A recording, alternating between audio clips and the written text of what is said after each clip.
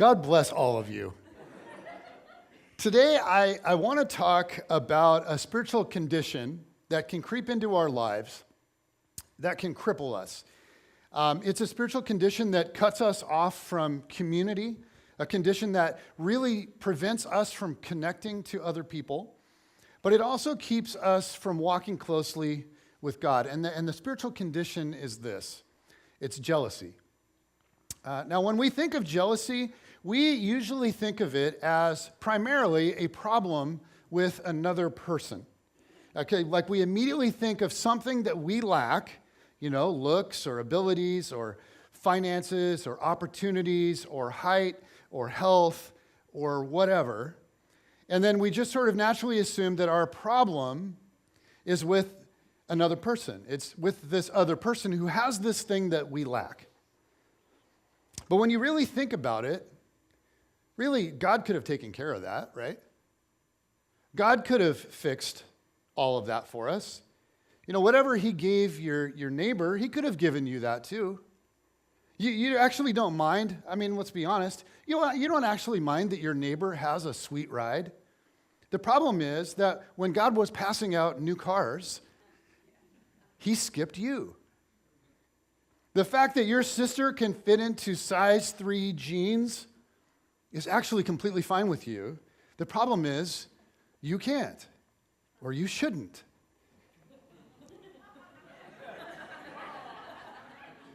Don't take that the wrong way. I see horror on the faces of some. Don't take that the wrong way. So you look at your sister, right? You got this thing with your sister, and you stare at her when she's not looking, and you're thinking, man, she looks good. That's disgusting, right? And you know that it's not good to have this thing going on, to feel this way towards your sister, and you try not to let it get in the way of your relationship, but this nagging feeling of jealousy's always there. And so while jealousy is resentment toward another person, let's not kid ourselves, it is resentment toward another person, it's also toward God. Because when you think about it, God could have made you thinner. And if he had made you thinner, you'd feel better in a swimsuit. Or if he'd given you a full head of hair, like that other guy, oh man. Or if he just made you more athletic or smarter, or he gave you better opportunities or whatever. And so jealousy, here's what it is. Let me define it. Jealousy is resenting God's blessings in other people's lives while ignoring them in our own. It's resenting God's blessings in other people's lives while ignoring them in our own. Jealousy happens when we lose sight of all it is that we have, and instead we get fixated on what we lack. And what that produces in us can become so dark and so ugly. I mean, you think about how jealousy actually works. What is it that you really want from the object of your jealousy? Do you want them to fix it for you? Is that what you want? Well, what is it that you want? And this is where it gets really dark. The only way that envy or that resentment or that jealousy seems to get alleviated is if the object of our jealousy suffers a setback in some way. Now, none of us wants to think about this. We don't like to admit this.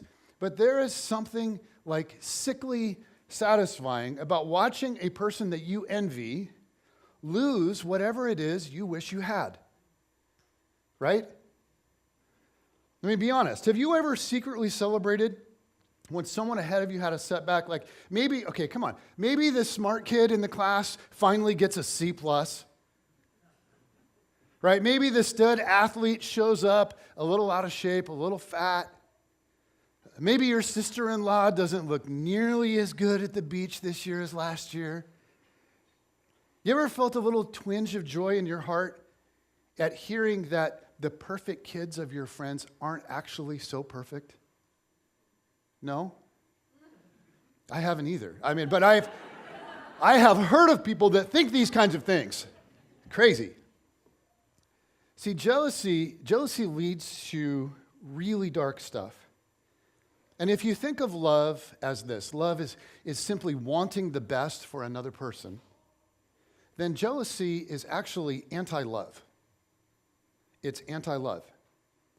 And the most tragic effect of it is what it does to community. It's the damage that it does to families, to siblings, to extended families, to sports teams, right? To coworkers, in your little group at work, what it does to neighbors, what it does to groups of friends. As long as jealousy reigns unchecked, no expression of community is safe.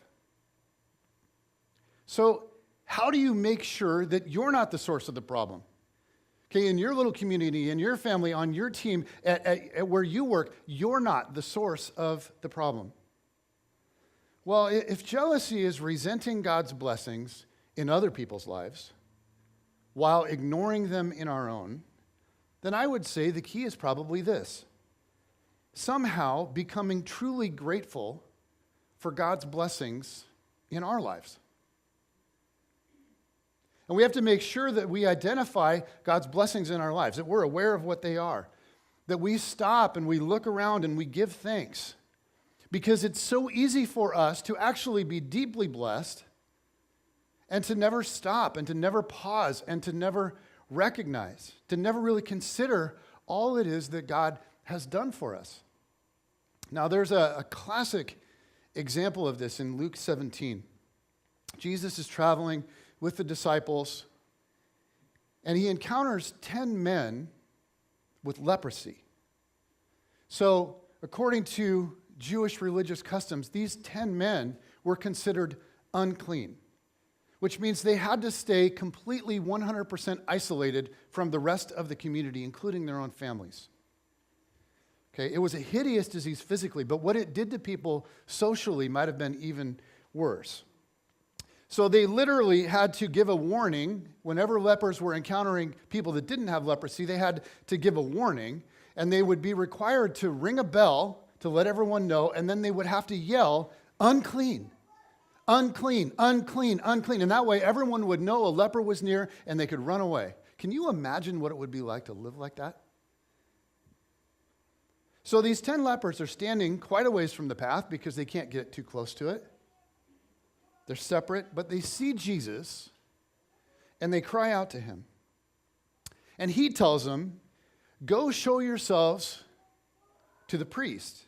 Now, he doesn't touch them. He doesn't speak to them. He simply tells them to go to the priest, which you go, well, that's weird. But here's why. Sometimes leprosy would go into remission. But the only way that a person that had leprosy could re-enter community was to go to the priest and be inspected and be then pronounced clean by the priest. So in this moment, these 10 lepers aren't in remission. Jesus has just said, "Go show yourself to the priest." And what he's saying is, I want you to take a journey, even though you're not healed yet, and trust me. And he has them take a walk of faith. And they all do. And along the way, somewhere, all 10 are healed. But it's interesting because we're told in the story that only one of them takes the time to find Jesus again after that and thank him. Check this out. This is Luke 17, starting with verse 15. It says, "One of them, when he saw he was healed, came back praising God in a loud voice. He threw himself at Jesus' feet and thanked him. And he was a Samaritan." Jesus asked, "Were not all 10 cleansed?" I mean, seriously, guys, where are the other 9? Has no one returned to give praise to God except this foreigner? Jesus is like, wow, really? Only the Samaritan? Only the non-Jew stopped and made his way back here to give thanks? I mean, like all the guys with the good theology, the guys that understand who God is and what his heart is and what's happened here, the guys that are supposed to be true worshipers, they didn't even bother to come back and give thanks. Now, you and I, we can hear this story, right? We can hear this story and think, wow, Jesus healed these other 9 guys of leprosy, and they didn't even bother to come back and say thanks. That's pretty bad, right? But how often, honestly, does God bless you or me with something, and then we just go about our lives? You know, we might call our friends and our family and the people closest to us, and we want them to celebrate with us. We want them to know about. We might even throw a party. But you know what we often don't do? What we forget to do? We never actually take the time to come back to God and say, God, thank you. Thank you for that. And so what I want us to do this morning is to pause, to just take a little time to think about our lives a little bit and see if we might be able to identify some ways that God has blessed us. And see if there might be some things in our lives that we're taking for granted. Because maybe it's time for us to take that journey back to Jesus and give thanks. Now, we're in this series called Blood and Thunder, and we're asking, what does it take to see a move of God? And I'm suggesting that it's a two-part recipe. It's blood and thunder. And thunder is equivalent to what only God can do. So to see a move of God, we need God to do what only He can do. And yet, amazingly, God desires to work in partnership with us. God is asking us to bring something to this recipe, to bring blood, okay? And so blood is the equivalent of what God asks us to do, what God is asking us to do. And here's what I want to throw out there today. We long for God to bring the thunder. We're desperate for God to bring the thunder, to do what only He can do. But what if, like, when He does that on occasion in our lives, we don't respond with gratitude and praise? I mean, what if God has actually been bringing thunder in our lives in all kinds of different ways over many years, but instead of going back and giving thanks, we have this tendency to just kind of go on with life? God is longing to work in partnership with us, right? We bring the blood, He brings the thunder. And then we live our lives with this sense of awe and gratitude. This is how it's supposed to work. But this whole thing starts to break down if we ignore the thunder, if we don't notice it, if we don't attribute it to God, and if we don't give thanks. So today, I want to help us see and identify God's hand in our lives. And I'm just going to walk through 4 different categories of blessings, okay? 4 different categories. Now, you go, well, there's only 4? No. There are hundreds, thousands, tens of thousands of categories of blessings, okay? But I'm wanting us to have lunch before midnight. So I'm choosing 4. 4 areas where I'm guessing all of us have been blessed in some way. And as I do, I just want you to think about what God has done for you. And I'll start with what I'll call instrumental people.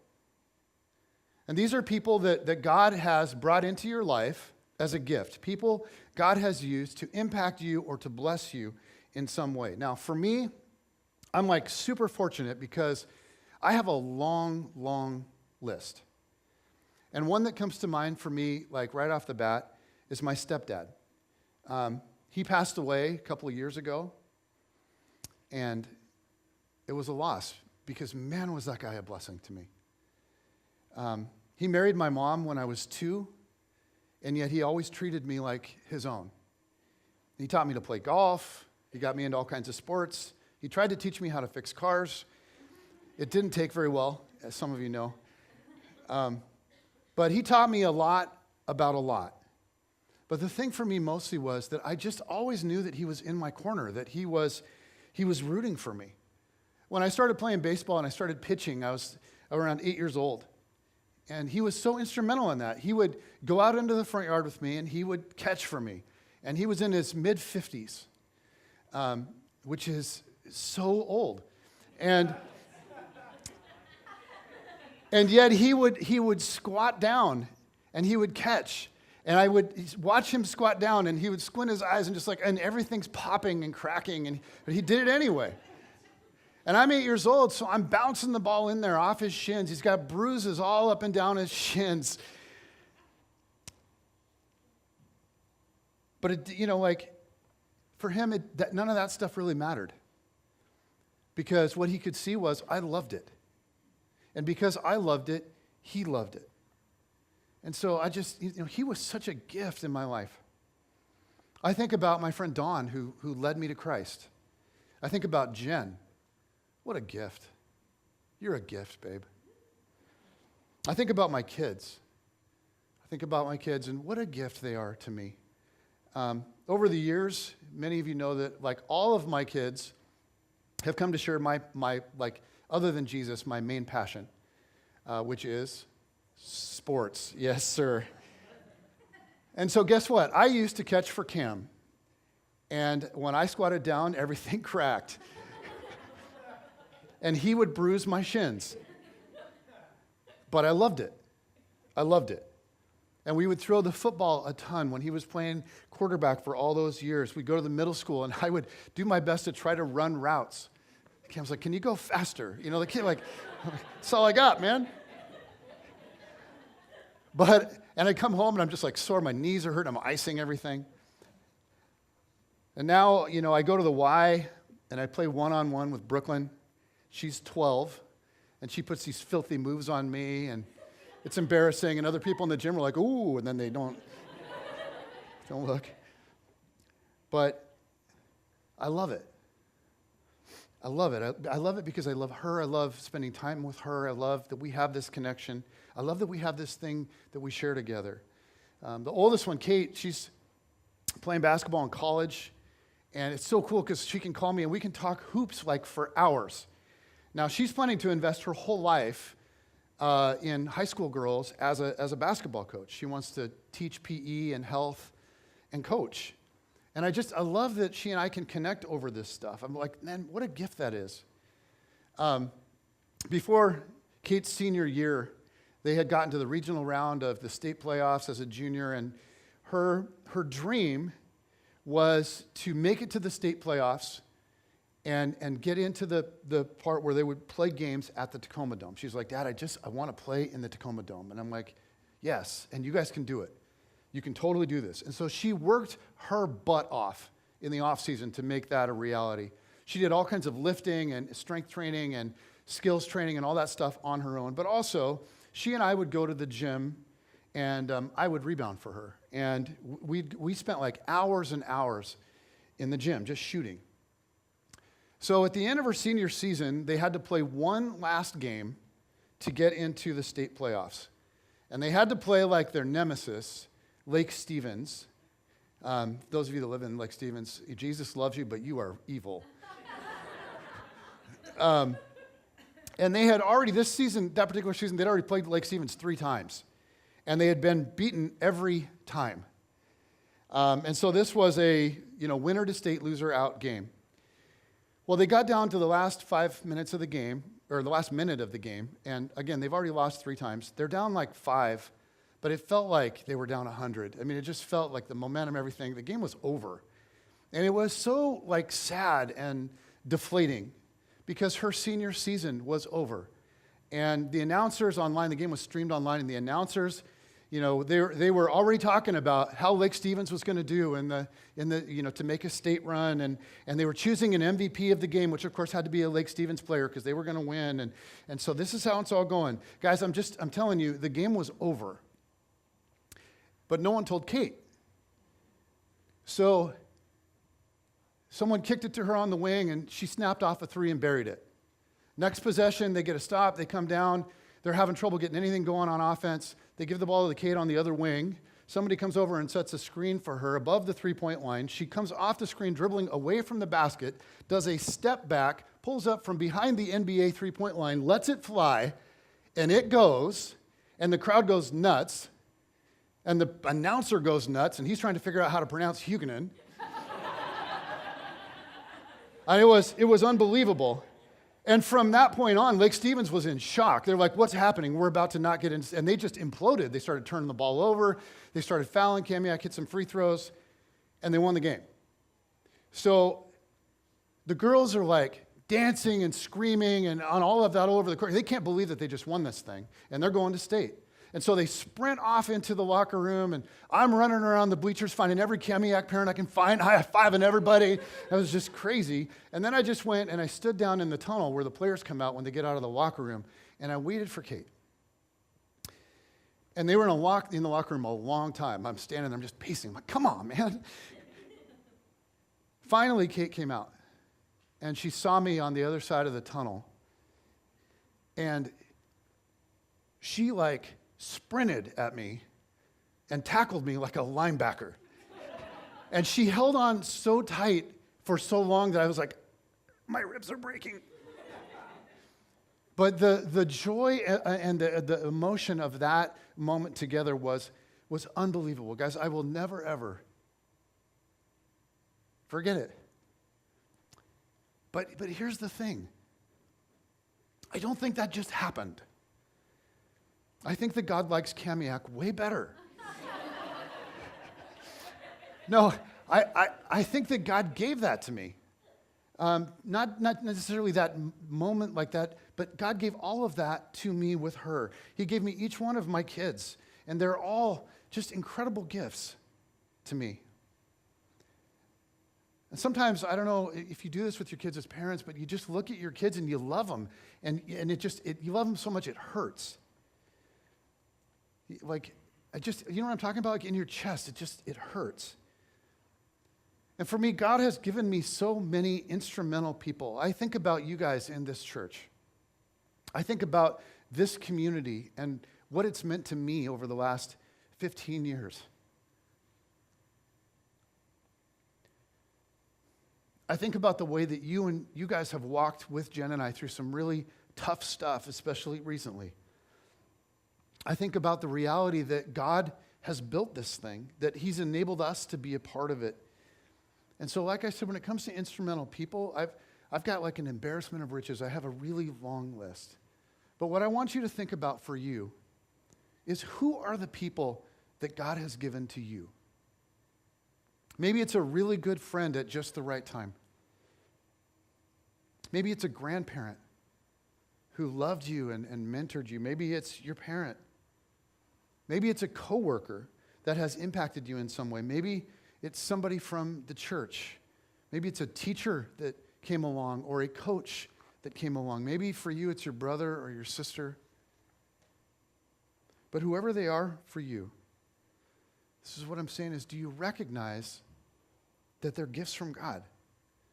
They didn't just come into your life randomly.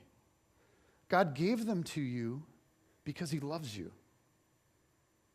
And when's the last time you received that gift and then didn't just keep walking? You went back to Him and just simply said, God, thank you.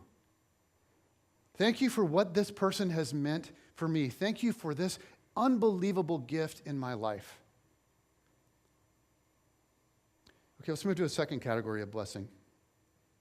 And this one I'll just call it the land of abundance.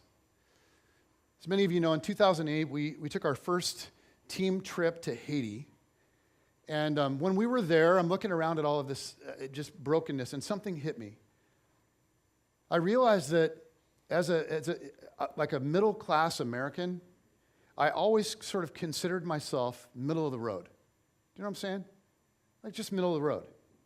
Like when it comes to wealth and abundance, I always thought of myself as, I'm kind of somewhere in the middle. And then I went to Haiti, and I looked around Haiti, a place where nothing works, this place where it is nothing but systemic brokenness everywhere you see. Like, for most of the kids, the education, if they go to school at all, is unbelievably inferior. Like, even the smartest, most motivated students are so limited. Their water system is a mess, as we always talk about. And the problems from that are vast. The system for electricity is broken. Most people can't afford or just can't get reliable electricity. The road system is broken. The roads are horrible. The economy is broken. There just are not enough jobs. It doesn't matter how smart, how gifted, how hardworking you're willing to be, there are not enough honest ways to make a living. The medical system is broken. People have extremely limited access to health care, and what they get is so low quality. The police are corrupt. The government is corrupt. The judges are corrupt. People very rarely get justice for much of anything. And so I looked at all this, and I remember just being hit with it, and I was like, wow, God, I guess I'm actually not middle class at all. The truth is, this is how much of our world lives. And it just hit me. It was like, oh my goodness, have I ever taken stuff for granted? Guys, I just want to say you and I, we're not middle class.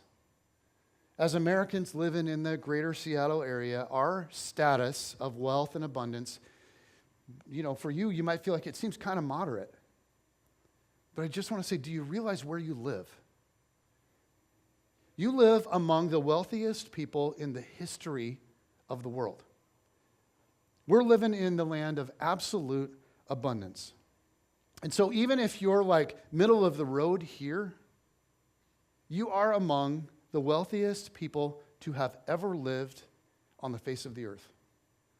Like if you grew up with indoor plumbing and a refrigerator and running water, if you like have a car that drives, if you have a reliable job, if you've ever flown on an airplane to go somewhere just for vacation, do you realize how ridiculous that is?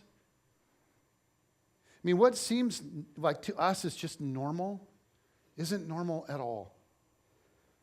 And none of us got to choose where we would be born. We've just been blessed to be placed in this situation. It all seems so normal that it's so easy for us to take it all for granted. To live and do what we do and never stop and never go back to Jesus and say, thank you. Okay, two more. The next one is what I'll call God's unseen hand. And this one is easier to illustrate, really, than explain. And I want to illustrate with a story that some of you have heard before. You heard it like 3.5, 4 years ago. But in 2015, Jen and I took a trip to Cabo, and we had an unforgettable experience. Next to where we stayed was this remote little beach, and this is just footage that Jen took there. It's going to keep looping, but don't let that distract you. It's this really cool place. The water you see here is just awesome. It's warm, it's clear, and it's sort of in this little cove. It's tucked in a little cove, and so it's usually super calm. And so Jen and I spent several days there just snorkeling. And there are the most brilliant fish in this water. It's awesome. And so for the first several days, we would go out for at least an hour every day. And it was so calm and so beautiful. And like you see here, you could just kind of relax, just sort of lay out there. I'd never snorkeled before. I was like, that doesn't sound all that cool to me. But then I got out there, and I'm just, I'm on top of the water. And the water's kind of pushing me this way. It's kind of pushing me this way. And the little fishies are just going everywhere I go. They go right with me. Just like, ooh, hi, little fishies. I'm like, I have my face in the water and I can breathe. It's like, this is an amazing apparatus. But the last couple of days that we were there, the water became less calm. And there started to be these big waves that came crashing in. And we discovered you can't just like float around and look at the fish. The waves are kicking up all this sand, and everything's choppy and it's rough, and you can't see anything. And we also noticed that the bigger the waves were, the stronger the current was. So like the waves come crashing in, and then they go out. And there was this current sort of pulling away from the beach. And so we realized it's getting a little bit tougher to like swim back to shore. Like I had to swim really hard just to get back to shore. And it was a little bit scary, actually. And so on the very last day of the trip, very last full day that we were there, we went down to the beach again. And on this particular day, the waves were really booming in there. And this little beach was pretty remote, so usually there were only maybe 8 or 10 people there, and there might be 1 or 2 people out in the water, maybe 3. There was nobody out in the water this day. But Jen was like, come on, Jay, let's go snorkel. And I was thinking, man, the current was like really strong last time, and the waves are booming in here even harder today. But this is our last day, it's our last night. This is a romantic tropical getaway. So I got to be suave. I don't want to be a wuss. Oh, baby, I'm worried about the waves. I'm worried. Did you think the current might be a little too strong? That's not sexy. All right, so, and I'm a stronger swimmer than Jen. Let's, not just, and, and she wasn't afraid, she's not afraid. So I was like, you want to go snorkel? Absolutely, baby. Come on, follow me. Let's go. So I dive out there, and she comes in there with me, and we get out there, and I was like, whoa, the water is like really rough. And so put the snorkel mask on, and like you can't see anything. In fact, I'm just getting tossed around. I'm like, water's going up inside the snorkel thing. I'm trying to get water out, right? There's no pretty fish anywhere. Like the fish have gone, it's rough, There's no sloshing around. So we're out there, and I'm like, it made me, I got a little nervous because I'd had this sort of experience before, and so I'm like, you know what, I'm not going to go as far out as we've been going. I'm going to stay a little closer to the shore, maybe 100 feet-ish, 30, 35 yards, something like that. But Jen, she's got like no fear. So she just puts her head down, puts the snorkel mask on, gets out beyond where the waves are crashing in, and just goes way the heck out there, and she's just like, she's swimming it up out there. I don't know if she saw fish or what was going on, but like she never took her head up. Just like 400 feet. And every time I looked up, she had her face down, and she was just relaxed, and she just kept getting further and further out. So now I didn't want to go that far out. I'm like, I'm a little nervous. Like with this current and all that's going on. So I kept trying to signal Jen. And so I would tread water for a little bit, and I would try to signal Jen, but she had her head down, and she just kind of drifting further and further. And every time I would try to yell out there, the current, because I was just treading water, if you've ever been in this kind of a situation, it just kept pushing me further out. So I'm like looking up, and I'm trying to signal Jen, and then I look back at the shore, and I'm quite a bit farther away. And I'm like, okay, I can only do that so much. So for me, like I was like, I have to swim really hard just to stay in this one spot. In the meantime, the waves are crashing in. So after a few minutes, I'm getting tired.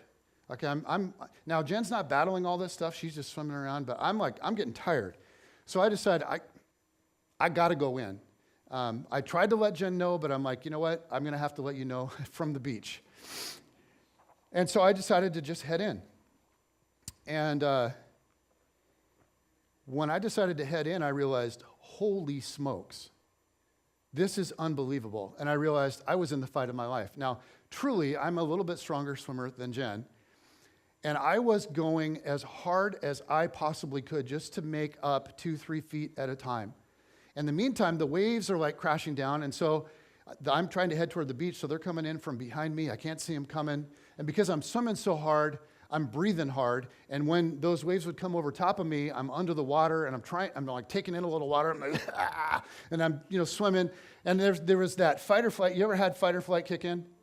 Fight or flight kicked in, and I was like, oh my gosh. And this is what kills people, but is they panic. But I panicked. I was like, I got to get there right now. So I just put my head down, and I went as hard as I could.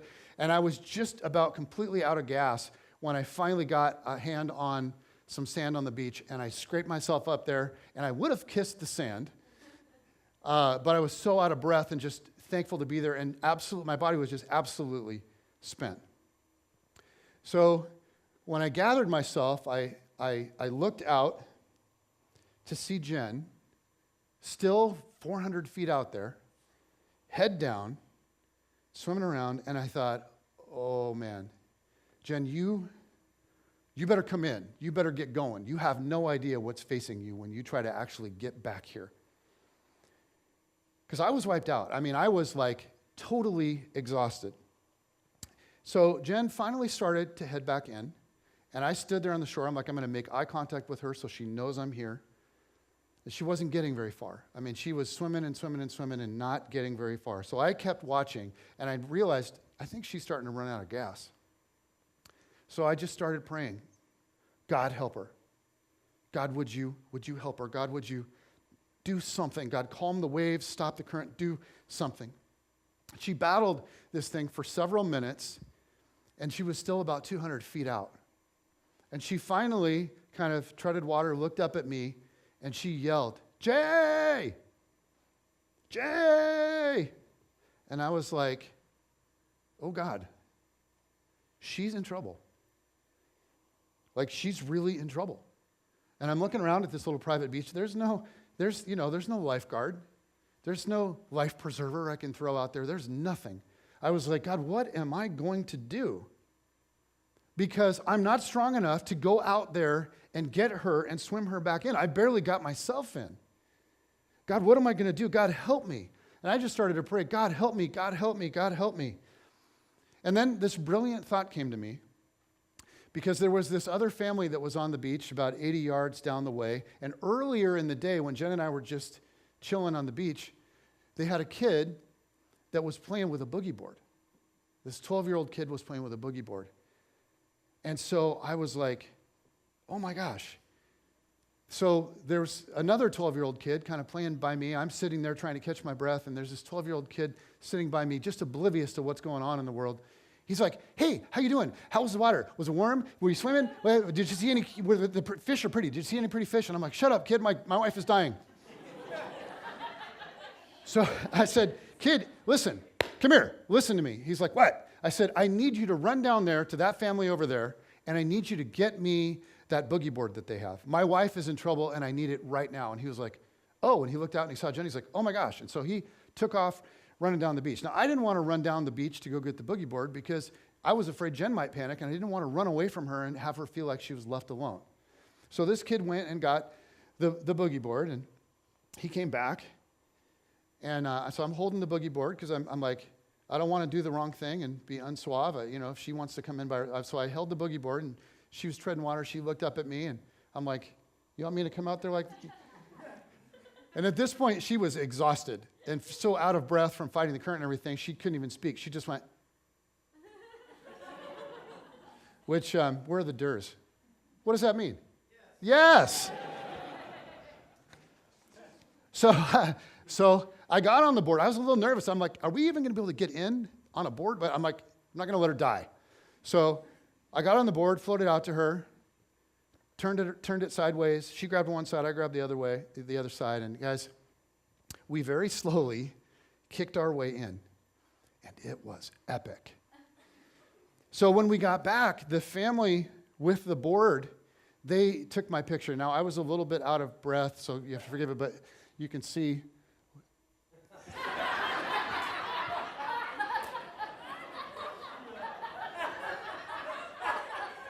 No, okay, so actually, there were no pictures. When we got back to the beach, they were just like, everyone was like, that was embarrassing, and so no one even talked to us.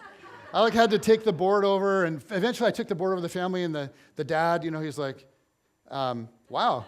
He's like, that was scary. I was like, yeah. He's like, the current is dangerous. Thank you. But that event really got our attention because it really was life and death. Now, it's possible that somehow, had she tried, Jen could have mustered up enough on her own to have made it back. Maybe. But what's truly more likely is she wouldn't have. And to be honest with you, I would have been totally helpless without that board. Now, this is what I mean when I say God's unseen hand. How lucky were we that other family happened to be there that day, and that we happened to see them using that boogie board earlier in the day. That amazing coincidence really may have saved Jen's life. But see, here's the thing. I don't think that was a coincidence at all. I think that God did something mysterious. I think that God spared my wife. And I think that this kind of thing happens all the time. I think it happens way more than we realize. Another example is about 13 years ago, Jen and I were heading to bed, and she noticed a mole on my back. And she's like a monkey, like that. And so she's looking at it, she's like, baby, there's a mole here, and it looks suspicious. She said, have you seen it? And I'm like, it's on my back. She's like, well, it's abnormal. I'm like, what are you talking about? She's like, well, it's got weird color, and there's a lack of boundaries. You should have it looked at. And I was like, shut up. Stop talking about my mole. It doesn't make me feel very attractive. And besides, I'm like, what do you know about mold? What are you, a mole expert? What are you, dermatologist? She's like, no. I was just reading an article yesterday. And I'm like, you were reading an article about moles? And she's like, yes. It's like, okay, maybe you're a mole expert. So I was going to the doctor about a week later, and Jen said, sweetheart, will you pretty please have them look at that one mole? Okay, so I'm in the office, and at the end of the appointment, the doctor said, all right, will there be anything else? And I was honestly about to say, nope. But I knew Jen would ask. And I'm trying to follow Jesus. So I had to say, yes, there's one more thing. And so I had him look. And he looked at it, and he's like, it's multicolored. And it's got fuzzy boundaries. I'm like, really? And so he biopsied it. And turns out it was melanoma. Now, had it not been caught that day, I would have died years ago. And this is what I mean by God's unseen hand. Had Jen not read that article, had she not been looking at my back that particular night, had the doctor not asked, will there be anything else, our lives would have turned out very differently. Now, here's what I bet. I bet we could go around this room, and I bet we could share story after story after story of God's unseen hand in our lives. These moments where something like really weird happened and it completely changed for the better the direction of your life. Now, for the lepers, they bumped into Jesus and it changed everything. For me, Jen bumped into an article. For Jen, we happened to bump into a family that had a boogie board. For you, I don't know what it might be. But we could go around this room, and I bet you guys could tell amazing stories. Ways God provided just the right person at just the right time, and it changed your life.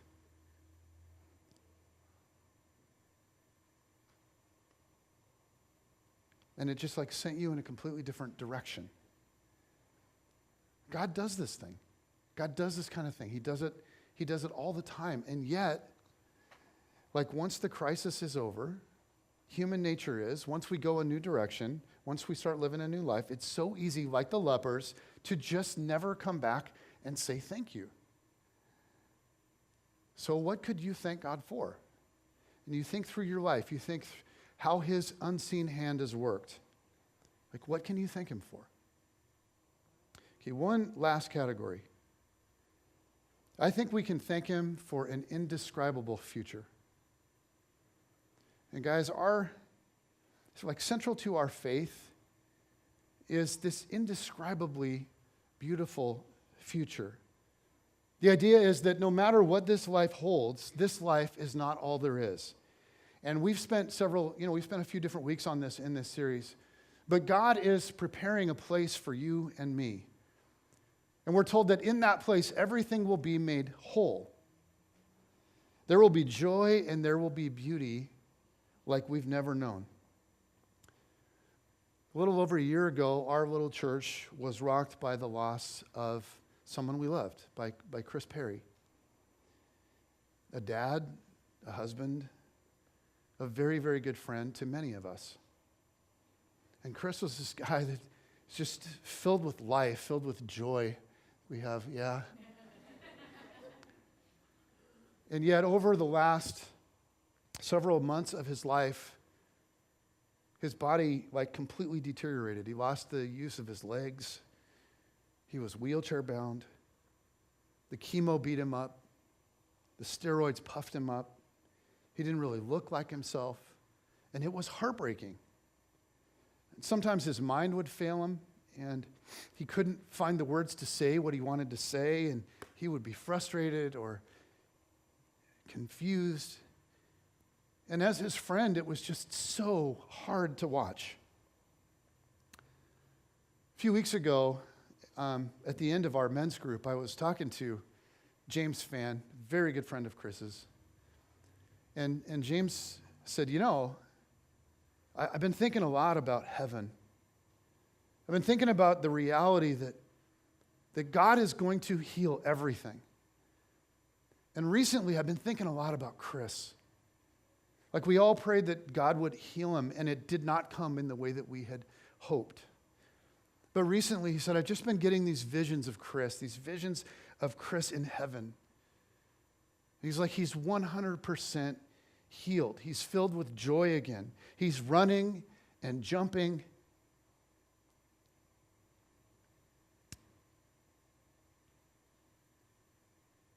And he's being Chris again. And James, if you know James, he got that big James grin that he gets. And he said, I can't imagine how awesome that is. And he said, God is good. And guys, here's the thing. What if we didn't have that hope? Most of us have lived with that hope for a long time. Some of you have lived with that hope your entire life. What if we didn't have that hope? Like, what if this life was all there is and then you die? What if your lot in this life was your lot and then it's over and that's it? But central to everything Jesus taught is that this world is not our home, that we are foreigners in this place, that it feels so strange to us sometimes because it is, because our citizenship is in heaven, that we belong in a place that is better than anything we can fathom. And we can look forward to this indescribable future. Back to Jen and I in Cabo a couple years ago for a second. The same week that we were there was a family staying at the same place as us. And they were this cute little family from Tennessee. They had like thick accents, and it was mom and dad and then 3 daughters. And their youngest girl was, maybe 5-ish. And she had Down syndrome. And we would watch them, and we would watch them with her, and I would think, man, that would be hard. Like, that would be hard. And she was cute, and she was also feisty, and she was not very obedient. Like, every time they told her to do something, she just did immediately the opposite. And so one day, they weren't up by the pool, they were down at the beach, and it was hot. And so they told her, sweetheart, stand here on the towel. So she immediately, of course, started running down the beach. And after about 15 steps or so, she started screaming, "It's burning me! It's burning me, mommy!" Right? And so her dad, he runs over and he scoops her up, gets her off the sand, and he shakes his head and he's like, "We told you to stay on the towel." And so we watched that family that week, and they were so tender with her. But sometimes you could tell it was really hard for them. They'd be tired. They'd be frustrated. And there'd be times where we would see that the mom and the 2 girls were playing at the beach, and a lot of the time Dad was with the younger one by himself, maybe at the pool or in their room or whatever. And I think mom and sisters, they just needed a break. But what that meant is they couldn't be together a lot. And I thought about that, and I was just like, God, this is their life. Like, God, why do they have to deal with that? And I really started to dive into it. I'm like, that dad will never teach his daughter to drive. He'll never see her graduate. He'll never walk her down the aisle. He'll never see her parent her own children. She essentially will be a child that he's caring for her whole life. But as I was thinking about all that, something beautiful occurred to me. And I thought to myself, you know what? She won't always be a child. There will come a day when healing will happen, because no kind of suffering will have the last word. There's another world. There's another kingdom. There is a place where everything is made right. And in that place, Down syndrome will not have the last word. And in that place, cancer will not have the last word. In that place, no one will feel devalued. In that place, there will be no disease. There will be no suffering. In that place, everything will be made new, made right. And that little girl is one day going to grow into the woman that God designed her to be, a beautiful, healthy, whole woman. And so I watched that little girl and I was reminded, no matter what we're dealing with in this life, it's temporary. Because God is up to something. He's up to something beautiful. And it can't really even be described in terms that we can comprehend. This is who God is. This is how God loves. And this is why we can praise him and will praise him for all eternity. The thing is, right now we see like we're in a fog. But one day we will see him face to face. And we will see what he's been doing. And it will be beyond our wildest dreams. So maybe, like instead of sniveling about my neighbor having a nicer car, or somebody having nicer abs, or the fact that my coworker got the promotion instead of me, maybe it would be better to just focus on the blessings of God. Guys, gratitude is so much more beautiful than jealousy, isn't it?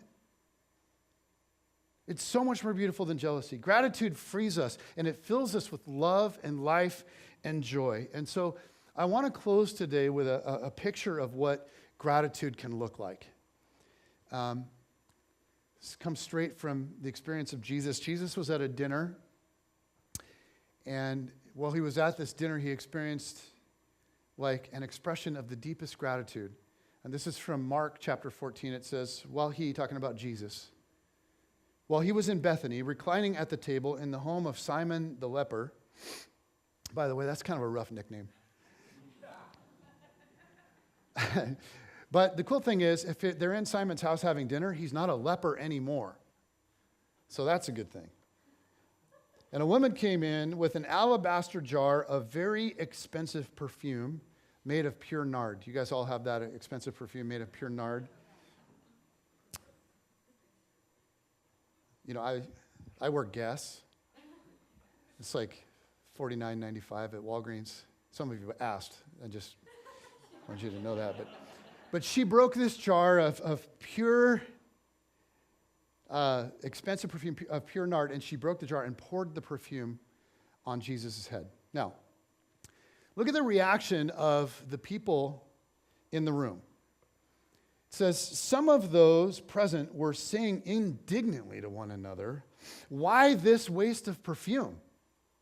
It could have been sold for more than a year's wages and the money given to the poor." And it says, and they rebuked her harshly. So here's this woman, and she's so filled with love and gratitude that she takes this jar of perfume that's worth a year's wages, like this is her entire savings account, and she breaks the container and pours it all on Jesus. And many in the room start to complain. What a waste. Like, what are you thinking? Think of what else you could do that's good from the money that could come from that. Now, what does Jesus think? Well, it says, "Leave her alone," Jesus said.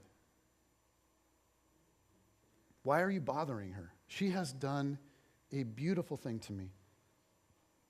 Very truly, I tell you, wherever the gospel is preached throughout the world, what she has done will also be told in memory of her."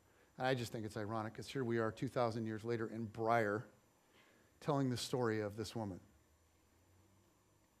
Now, Jesus sees the heart. He sees the love. He sees the gratitude. He sees the sacrifice that she's making. And you look at that and you go, now what in the world could have produced this response in her? If only we knew her story. Right? That's one of the things about the Gospels, right? If only we knew more to the story. If only we knew who she was. And in so many stories, we're kind of left with that. But it's interesting because this particular story is told elsewhere. It's also told in the Gospel of John. And when John tells this story, he gives a few more details. It turns out that this woman was named Mary, that she was the sister of Martha and Lazarus. Some of you might remember that if you're kind of familiar with the Bible, that Jesus was family friends with these three. So you might remember they were having a meal a different time, and Mary was sitting at Jesus' feet, and she was listening to his teaching, and Martha was in the kitchen, mad, right? Why isn't Mary in here helping me? You guys remember that? Well, once again, Martha is in the kitchen, we're told. And Mary is pouring this expensive perfume on Jesus. But why? What's happening here? Why would she do that? Well, we also see in John that right before this, Lazarus had gotten really sick. He'd gotten really sick, and he died. And then Jesus rolled into town, and he raised Lazarus from the dead. So Jesus has just brought her brother back from the dead. Now they're all having dinner together, like celebrating Lazarus. And apparently, Mary can't help but express her gratitude. So she pours out all this incredibly expensive perfume on Jesus. And while many in the room saw it as like an incredible waste, Jesus was deeply touched. He saw her heart. He saw this extravagant gratitude. And he was moved by it. And this morning, I just want to close this by asking you, how has God blessed you? How has God blessed you? And this morning, maybe as we've kind of worked our way through, something has touched you or reminded you of something in your own life. You've remembered something that God has done for you. And if that's the case, I guess my encouragement to you is this. Don't just go about your life without coming back to Jesus and saying thank you. What would it look like for you to offer him a sacrifice? What would it look like for you to pour out your gratitude to him?